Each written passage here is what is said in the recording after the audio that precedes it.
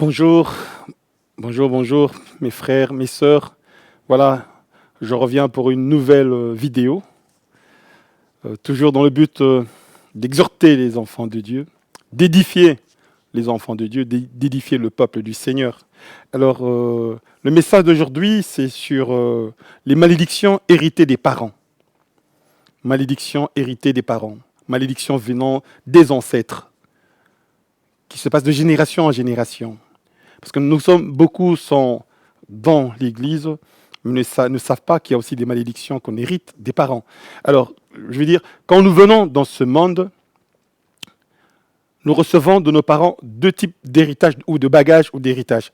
Alors, nous avons le bagage biologique, où on ressemble aux parents. Les Asiatiques sont, comme on dit, jaunes, conventionnellement. Les Africains subsahariens, conventionnellement, des Noirs. Les Européens, Eurasiens, comme on dit conventionnellement, des Blancs. Je dis conventionnellement parce que le concept de race a été créé de toutes pièces, quoi. Bon, voilà, nous sommes la race humaine, tout simplement. Ben, voilà ce que je veux dire. On hérite des parents, biologiquement. Le nez, les cheveux, la couleur de la peau, tout ça, c'est le bagage biologique. Je me rappelle un jour, il y a un de mes anciens collègues de secondaire qui m'a appelé. Moi, je suis à Bruxelles, lui, il est quelque part ici en Belgique, en province, qui m'appelle. Et j'ai dit, ah bon, comment tu as pu avoir mon numéro? Parce qu'on s'était rencontrés, on s'était perdu de vue depuis longtemps. Il dit, ah voilà, j'ai rencontré ta sœur et je l'ai vue dans la rue. Je me suis dit, ça doit être ta sœur. Parce qu'elle ressemble à tes autres sœurs. Voilà. Donc, nous ressemblons comme ça, nous recevons ce bagage biologique de nos parents. Il y a aussi le bagage spirituel qu'on ne voit pas. Et vous allez voir dans certaines familles, des très jolies filles qui ont étudié, mais qui ne se marient pas. Vous remontez aux parents. La famille de la mère, par exemple, on ne se marie pas. Grands-parents, la même chose. Soit il y a des divorces. Un jour, je rencontre une dame, une Belge, de race blanche, entre guillemets, et on commence à parler, je parle avec elle, elle me dit bon, qu'elle est divorcée depuis 1950. Je dis mais madame, dans ces années-là, il n'y avait pas vraiment de divorce. Elle me dit oh monsieur, vous seriez étonné. J'ai été voir sur mon arbre généalogique, au XVIIIe siècle, il y a une de mes ancêtres qui avait divorcé. XVIIIe siècle. Donc c'est une histoire de famille. Pour elle, c'était normal. Mais pour moi, non. Non. Je suis sûr que si on regarde encore sur son arbre généalogique, entre elle et cette grand-mère, cette arrière, cette aïeule-là, il y a sûrement eu des divorces aussi. Une autre fois, je rencontre une dame. Elle était soit latino-américaine, soit des Philippines. Ça remonte à quelques années. Et je parle avec elle, et elle me parle de sa situation. Elle avait une fille. Quand elle était enceinte, le papa est parti, l'a laissée avec l'enfant. Elle-même a vécu cela avec sa mère. Son papa l'avait abandonnée aussi quand elle était petite. Et c'est une histoire qui est venue dans 3 générations comme ça. Alors je lui ai dit, faites attention. Il y avait elle qui a vécu ça, sa mère, et je lui ai dit, attention, il faut régler ça. Je lui ai parlé de Christ. Il dit, sinon, ta fille vivra la même chose aussi. Il faut faire attention. Et j'ai commencé à lui parler de ce dont je suis en train de parler maintenant. Alors, pour ne pas dire des paroles en l'air, je vais prendre la Bible dans Exode chapitre 20, versets 5 à 6. Le décalogue, donc les 10 commandements. Dans Exode chapitre 20. Les 10 commandements, tout le monde quasiment connaît. Chrétien ou pas, on connaît les 10 commandements. Et donc je suis dans Exode chapitre 20. Je vais lire rapidement dans ma Bible. Exode chapitre 20, j'ai dit versets 5 et 6. Je lis donc au nom de Jésus. Je vais commencer par le verset 4, comme ça vous comprenez mieux. Dieu dit ceci à Moïse, au peuple d'Israël, « Tu ne te feras point d'image taillée, ni de représentation quelconque des choses qui sont en haut dans les cieux, qui sont en bas sur la terre, et qui sont dans les eaux plus bas que la terre. Tu ne te prosterneras point devant elles, et tu ne les serviras point. Car moi, l'Éternel, ton Dieu, je suis un Dieu jaloux, qui punit l'iniquité des pères sur les enfants jusqu'à la troisième et à la quatrième génération. Écoutez ce que Dieu, verset 5, je reprends. Vers la fin, je suis un Dieu jaloux, donc Exode chapitre 20, verset 5, vers la fin, la dernière partie du verset 5. Je suis un Dieu jaloux qui punit l'iniquité des pères sur les enfants jusqu'à la troisième et à la quatrième génération de ceux qui me haïssent. Jusqu'à la troisième et à la quatrième génération de ceux qui me haïssent. Et qui fait miséricorde jusqu'à 1000 générations à ceux qui m'aiment et qui gardent mes commandements. Donc ici, on parle même des enfants qui ne sont pas encore nés. Il punit l'iniquité des pères jusqu'à la troisième et la quatrième génération. Ça veut dire quelqu'un qui pêche aujourd'hui, qui punit, qui est contre Dieu aujourd'hui, eh ben, Dieu punit la génération, les enfants qui vont avoir, les petits-enfants et les arrière-petits-enfants. C'est la parole de Dieu qui le dit. Et ceux qui sont bénis, il dit jusqu'à 1000 générations. Voilà, c'est la parole de Dieu. Alors, pour bien comprendre encore cela, je vais aller dans le livre de Hébreux au chapitre 7. À partir du verset 1 jusqu'au verset 10. Mais je vais vraiment insister sur les versets 9 et 10. Donc, Hébreux chapitre 7, versets 1 à 10. De quoi parle-t-on? Dans Hébreux chapitre 7, versets 1 à 10, on est en train de nous parler en fait, celui qui a écrit l'épître aux Hébreux est en train de comparer le ministère, le sacerdoce de Melchisédek à celui des Lévites, au ministère lévitique. Les Lévites sont les descendants de Abraham. Lévite, c'est une des 12 tribus d'Israël. Ah ben, qui est Melchisédek? Pour la première fois que la Bible nous parle de Melchisédek, ça se trouve dans le livre de Genèse au chapitre 14. Genèse chapitre 14, je vais résumer de quoi il s'agit. Abraham s'est séparé de Lot, son neveu. Et puis on vient lui apprendre que Lot, sa femme, ses enfants, ses biens, ses serviteurs et son troupeau, son bétail ont été enlevés. 5 rois sont venus là où Lot habitait, il habitait à Sodome et Gomorrhe, ont attaqué Sodome et Gomorrhe et ont enlevé tout le monde, tous les habitants. Entre autres, Lot qui habitait parmi eux, Lot, sa femme, ses enfants et ses biens, son bétail, on les a enlevés, ils sont partis. Alors Abraham a armé plus ou moins 300 personnes parmi ses serviteurs, est allé libérer Lot. Et quand il a libéré Lot, il libère aussi les gens qui avaient été enlevés par ces rois-là. Il reprend tout ce que ces rois avaient pris. Voilà, il dépouille ces rois. Et là, il prend conscience que de lui-même, il ne pouvait pas vaincre ces rois-là. C'est parce que Dieu était avec lui. Alors, comme il avait un butin, il a pris le 1/10 du butin de guerre. Il est allé donner à Melchisédek, qui était roi et sacrificateur. Lisez cette histoire dans Genèse chapitre 14. Et Melchisédek est venu avec du pain et du vin. Ça nous fait penser à Jésus, la Sainte Seine.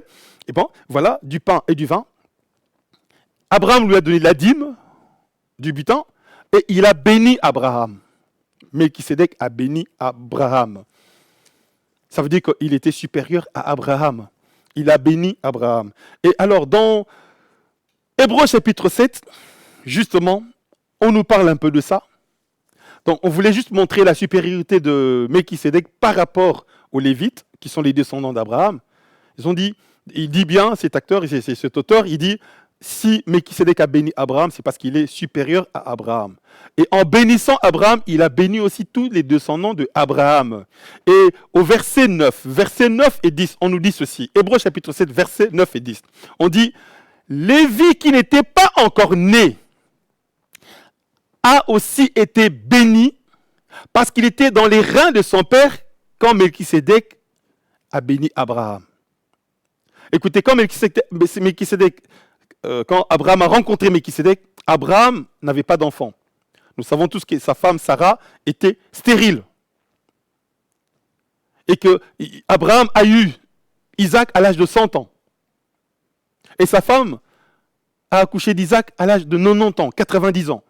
Donc là, Abraham n'avait pas d'enfant. Pas d'Isaac, pas d'Ismaël, pas d'enfant. Quand il rencontre Melchisédek. Mais la Bible dit que l'arrière-petit-fils d'Abraham a été béni le jour où Abraham a béni Melchisédek. Et la Bible nous dit pourquoi.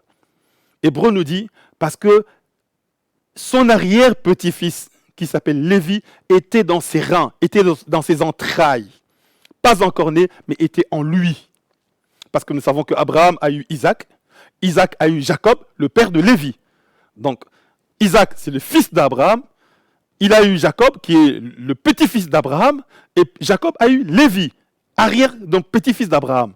Vous voyez? Donc, quand Abraham rencontre Melchisédek, Melchisédek bénit Abraham, Abraham n'a pas d'enfant. Mais on dit que ses descendants ont été bénis aussi par cette bénédiction. Pourquoi? Parce qu'ils étaient en lui. C'est comme ça qu'on peut remonter que la Bible dit que tous ont péché, tous sont privés de la gloire de Dieu. Que par le péché d'Abraham, nous tous, nous avons péché. Parce que nous étions dans ses rames, nous étions dans ses entrailles. Quand Adam, je parle d'Adam, je suis en train de parler de péché adamique, excusez-moi. Quand Adam a péché, pas Abraham, excusez-moi, Adam, nous étions en lui. Par le péché d'Adam, toute l'humanité a péché. Parce que nous étions en lui. Abraham a été béni. Et son fils Isaac a été béni. Son petit-fils Jacob a été béni. Son arrière-petit-fils a été béni.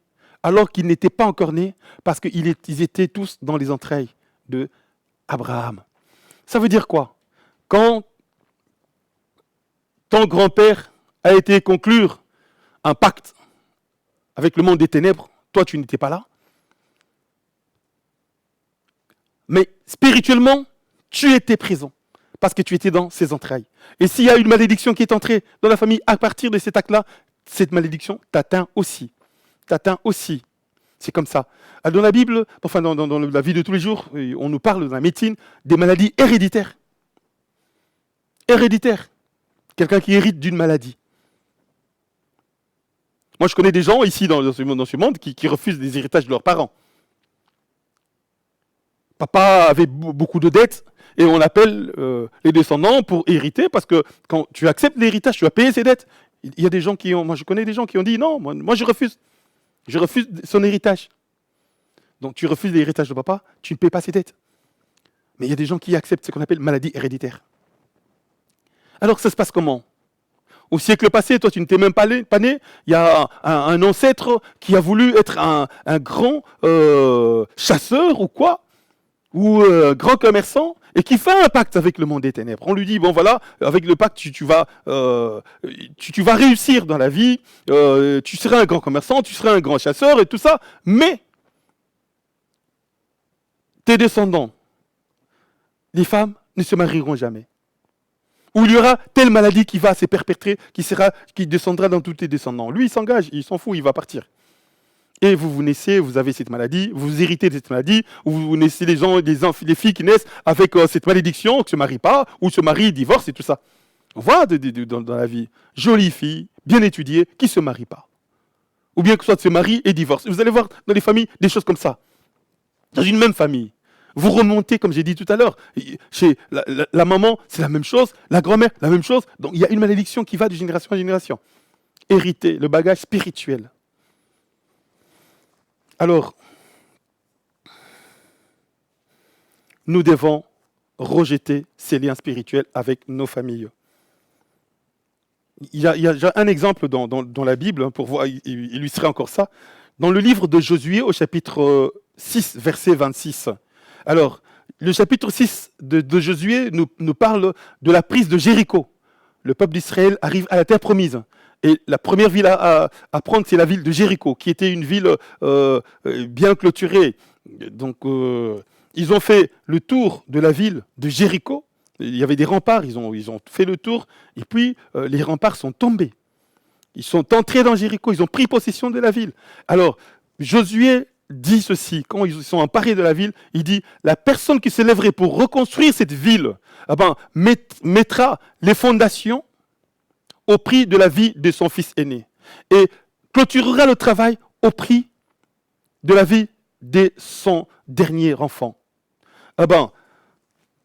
Quelques temps plus tard, siècles plus tard, il y a un homme qui est venu pour rebâtir la ville de Jéricho. Cet homme s'appelle Hiel. Cette histoire se trouve dans 1 Roi chapitre 16, verset 34. 1 Roi chapitre 16, verset 34. Hiel se lève, il reconstruit Jéricho. Dès qu'il a mis les fondements, les bases, la fondation, eh ben, son fils aîné meurt. Mais il continue le travail. Et il termine la reconstruction de la ville, son cadet meurt. Selon les paroles que Josué avait prononcées. Ses enfants n'avaient rien fait, mais la malédiction était là. Et ils ont payé ce que leur père a fait. C'est pourquoi, nous, quand les gens viennent en Christ, quand nous prions pour les gens, qu'est-ce que nous disons? Nous coupons les liens avec leur famille. Les liens spirituels. Ça veut dire, biologiquement, tu vas rester le fils de ton père, le fils de ta mère, la fille de ton père, la fille de ta mère. Tu vas rester dans cette famille-là. Tu dois prendre soin de ta famille. La Bible dit, celui qui ne prend pas soin de sa famille est pire qu'un infidèle.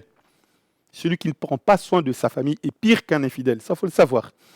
Donc, nous, chrétiens, nous devons prendre soin de nos familles, de nos parents, de nos frères et sœurs, et de toutes nos familles. C'est obligé. Voilà. Il faut avoir de l'amour pour eux. Voilà. Mais spirituellement, nous coupons les liens avec nos familles. Les liens spirituels. S'il y avait une malédiction dans la famille, toi, quand on coupe ces liens, cette malédiction ne peut plus t'atteindre. Cette malédiction ne peut plus t'atteindre. Parce que vous dites, bon, en acceptant Jésus-Christ directement, on n'a plus de malédiction. Je vous dis ici que pour certaines malédictions, quand les racines sont plus profondes, sont vraiment profondément ancrées dans la famille, il faut les briser. Moi qui vous parle, je connais des cas comme ça. Je connais particulièrement des cas, pas une fois, mais plusieurs fois, des cas comme ça, où nous avons coupé des liens avec la famille et on a vu des délivrances. Enfants de Dieu qui a cru en Jésus-Christ, mais qui tournent en rond. Des filles qui tournent en rond. Des familles où il y a tout le temps des divorces. Les gens ne se marient pas. Bien que ce sont des chrétiens, il faut couper ces liens-là. Par la prière. Je renonce, donc voilà, la prière, je renonce à tout lien spirituel avec mon père, ma mère, avec la famille de mon père, la famille de ma mère. Je coupe tout lien spirituel avec eux. Je coupe tout lien spirituel avec mes ascendances.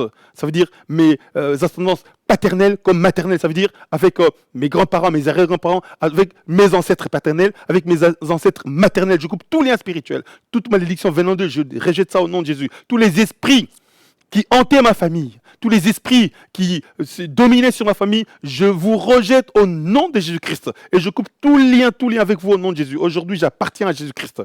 Alors, tu coupes tout lien spirituel. Ça veut dire que le seul lien spirituel que tu pourras avoir avec ton père, avec ta mère, avec tes frères et sœurs, c'est en Christ. S'ils acceptent Jésus, s'ils sont chrétiens, vous avez des liens spirituels en Jésus-Christ. Hors de Christ, pas d'autres liens spirituels. S'il y a quelques malédictions qui étaient dans la famille, vous n'êtes pas considérés par cette malédiction. Voilà ce que je voulais partager avec vous. Donc il faut renoncer à ces héritages maléfiques, rejeter les maladies héréditaires, se lever contre ça. Seigneur, je n'ai rien fait pour hériter de la malédiction de la maladie. À la croix, tu as pris nos maladies, tu t'es chargé de nos infirmités. Et par tes blessures, nous sommes guéris. Alors je coupe tout lien. Je détruis, je rejette cette maladie héréditaire au nom de Jésus. Au nom de Jésus-Christ, aujourd'hui, je proclame que je suis une nouvelle créature. Je rejette le diabète, je veux pas de ça. Je rejette les maladies cardiaques, je ne veux pas de ça. Je rejette tout héritage venant de mon père, ma mère. Les héritages spirituels venant d'eux, je les rejette au nom de Jésus-Christ. Et tu coupes tout lien. Voilà ce qu'il faut faire. Les liens les malédictions de célibat, tu détruis cela, de divorce, tu détruis cela. Tout ce qui est malédiction héritée des parents, tout lien spirituel, tu coupes cela. Voilà ce que je voulais vous partager. Que Dieu vous bénisse tous richement. C'était ça, le message d'aujourd'hui. Soyez tous bénis. Alors, je vous dis, prochaine vidéo, Dieu voulant, je vais faire sur les impositions des mains. On va voir les secrets des impositions des mains. Que Dieu vous bénisse tous richement. Et à la prochaine vidéo. Voilà, bye bye. Hébreux chapitre 4, verset 14-16 où nous sommes, nous dit, nous n'avons pas un souverain sacrificateur qui ne puisse compatir à nos faiblesses, qui ne puisse pas comprendre nos faiblesses, comprendre nos combats. Il connaît tes combats. Tu te sens seul, il a été seul.